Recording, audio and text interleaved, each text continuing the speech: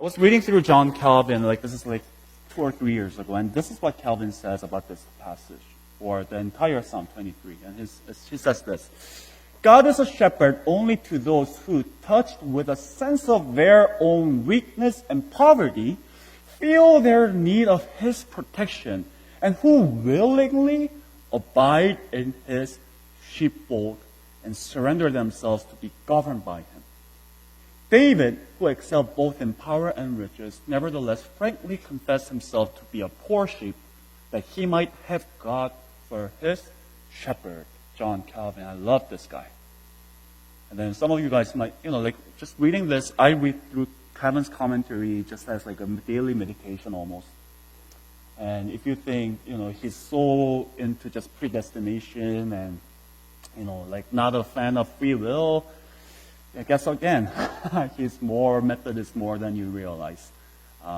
He's saying, true sheepfold actually dedicate their lives, saying, I will willingly be His sheep, rather than taking ownership of my own life.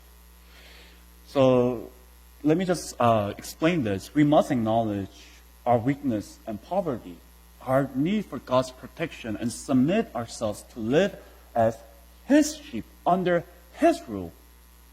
God becomes the shepherd of such people. Are we doing that?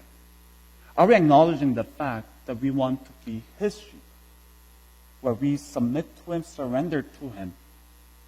Where it's not about acting like we're good, acting like we're strong enough, like we are smart enough to take care of our own lives. But rather than that, just saying, God, I am weak.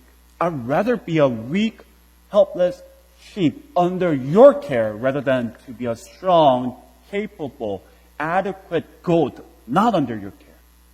Are we willing to take that and just say, God, you be our shepherd? And Calvin's theology is that God becomes a shepherd to such people. And are we acknowledging that? Are we acknowledging the fact that God is the one who makes us lie down in green pastures, that God's the one who leads us beside still and quiet waters, that He's the one responsible for restoring our souls and giving us rest, that He's the one who will lead us to paths of righteousness, not just for my own namesake, but His namesake. Therefore, even in the midst of power and wealth, David humbled himself as a poor sheep in order to have God as his shepherd. Likewise, when we have power or wealth, we must determine to live as God's sheep. Humble ourselves and live relying on God's help so that He will be our ultimate shepherd.